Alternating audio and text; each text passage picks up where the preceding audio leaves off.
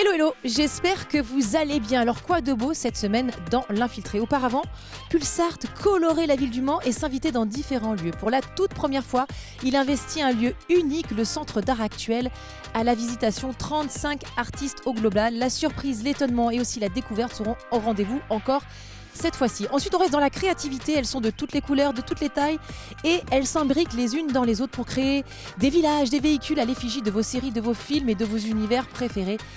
Les briques Lego seront les stars à Mulsanne ce dimanche. Ensuite, vous le savez, la planète va mal. Les poubelles n'en finissent pas de se remplir et il nous faut devenir éco-responsable le plus rapidement possible. Et pour cela, il nous faut trouver des alternatives, qu'elles soient écologiques ou économiques. Alors, que diriez-vous, la prochaine fois que vous allez faire votre marché, par exemple, de remplir votre panier avec des contenants, une alternative pour limiter vos déchets? Eh bien, voilà le type d'astuce que vous propose le festival Zéro Déchet qui se délocalise pour la première fois à Écomois. Et puis pour finir, je vous propose une petite note historique. Que diriez-vous de passer une belle journée festive sur le thème du Second Empire à Beaumont-sur-Sarthe? Alors il est pas mal ce programme, non? Eh bien tout de suite, c'est parti pour Pulsar.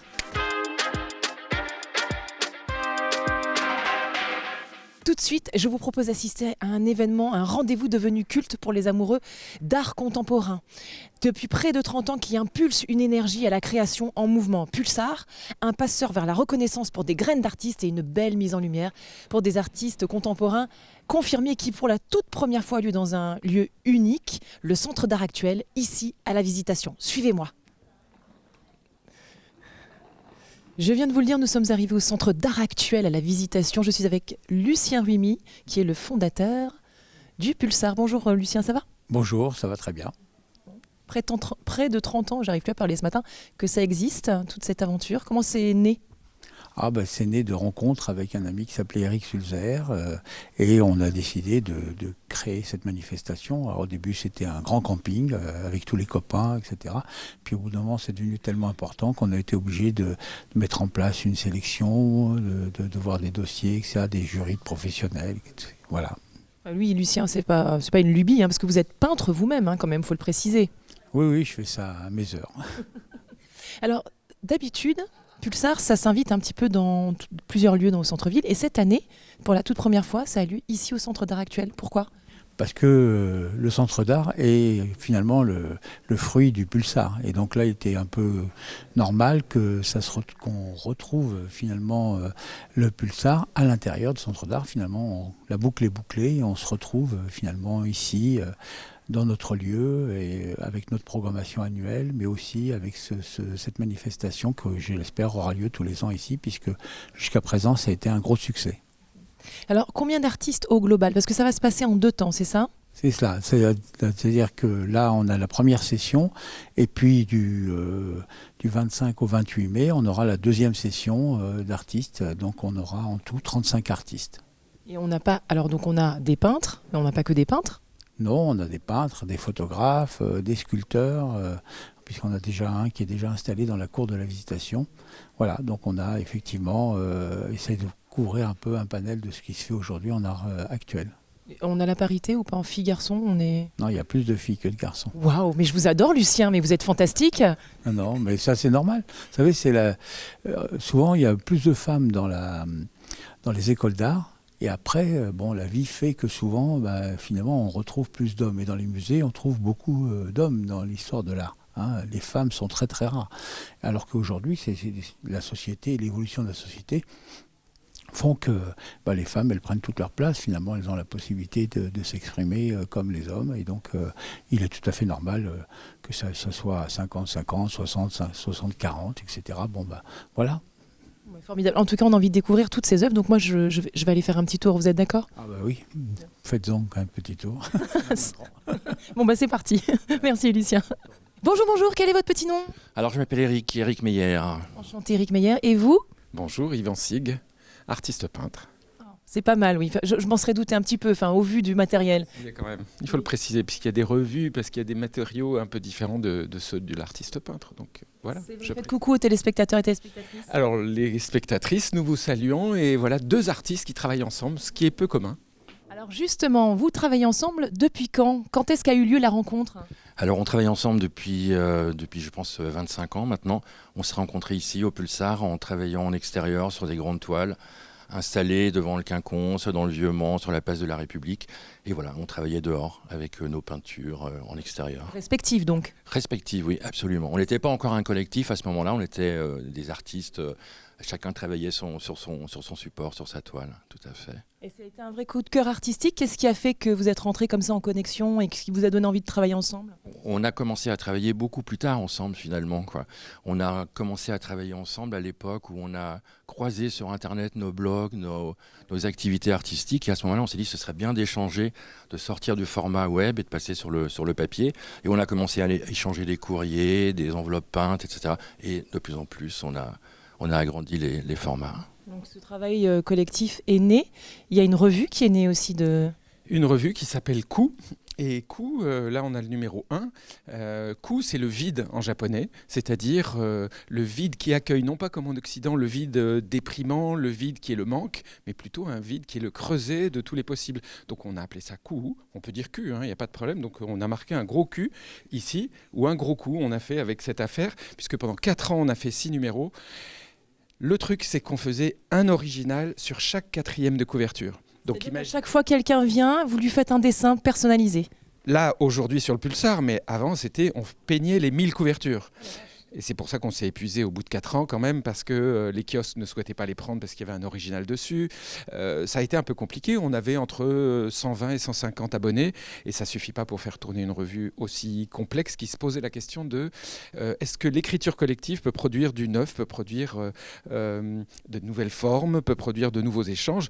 Nous, on est persuadés que oui, mais... C'est votre quête en fait, vous vous renouvelez sans cesse et vous testez plein de choses.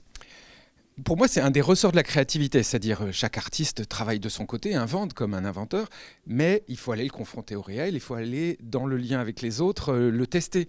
Donc on peut le tester en exposition, mais le retour n'est pas direct sur l'œuvre, alors qu'avec un autre artiste, là le retour est direct. Donc est-ce qu'on a l'humilité pour accepter que l'autre transforme, casse, coupe, recouvre, rallonge, voilà, c'est une synergie, c'est une émulation et ça donne lieu à des choses merveilleuses. Voilà, je vois que tu travailles en équipe. Tout le travail en équipe, c'est génial. Et donc, mais en fait, vous peignez, c'est des feutres en fait, non ? Alors, ce sont des marqueurs Molotov. La réserve est une bouteille en verre qui s'appelle Cocktail. Donc, Cocktail Molotov, c'est des feutres explosifs et qui sont rechargeables, qui couvrent tout. Donc, ça vient du street art en fait. On a une pratique de fresque. Moi, j'ai une pratique de street art dans le début du street art en France. Dans des précurseurs tous les deux en fait. Ah ben oui, sans doute, carrément. En tout cas, on est des étincelles pour déclencher la créativité des autres. Moi, ce que je souhaite, c'est que les gens consomment moins la culture et la fabriquent plus, c'est-à-dire consomment moins la créativité. Mais la créativité, je ne parle pas forcément d'art, c'est-à-dire ça peut être dans un jardin, dans la cuisine. Nous, il se trouve que c'est sur du papier, de la toile, des pierres, c'est surtout support. En tout cas, ça donne très envie. Bravo, messieurs, votre travail est magnifique et puis c'est super coloré, donc ça met de la joie dans le cœur. Merci. Bravo à vous deux pour ce beau travail. Merci. Bonjour, quel est votre petit nom ? Daniel Delgrange. Daniel Delgrange. Alors Daniel, est-ce que vous pouvez nous parler un petit peu de votre travail ? J'ai l'impression qu'il y a beaucoup de portraits. Oui. Je fais essentiellement des portraits et j'essaie d'inclure des motifs végétaux, floraux dans les portraits. Enfin, j'essaie de mettre des paysages dans des portraits, un peu. Et c'est une démarche particulière parce que vous aimez la nature, c'est... Oui. Oui, j'aime bien j'essaie de perdre le visage un peu. Bon, j'y arrive pas spécialement parce qu'il est vachement là, mais... Il est quand même très présent le visage. Hein. Oui, mais j'essaie d'altérer un peu la figure. C'est ça. Et en fait, alors quelle est votre technique ? Comment vous êtes venu à... Pourquoi le portrait d'ailleurs ?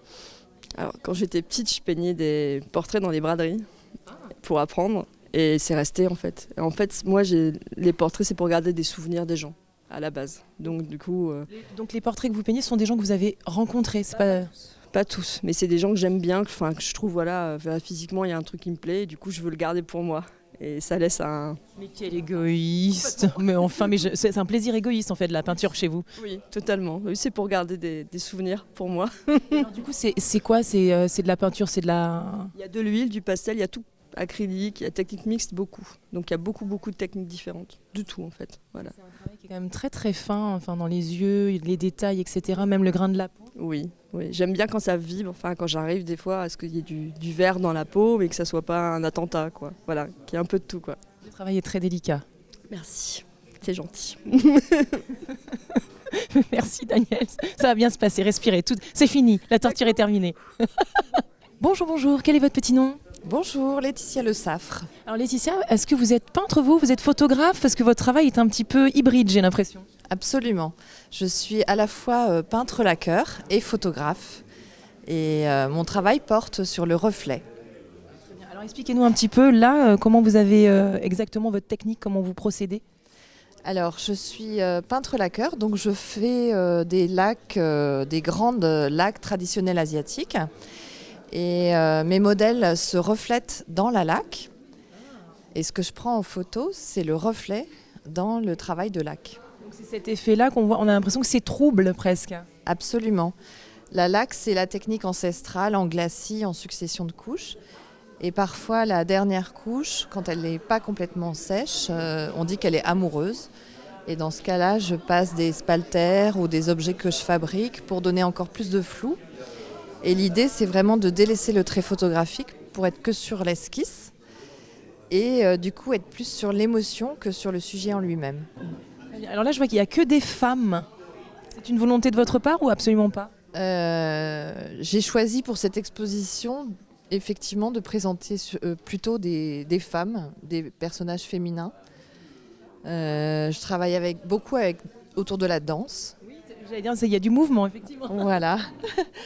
Parce que les danseurs et les danseuses ont une stature et ont déjà un mouvement artistique dans leur pratique.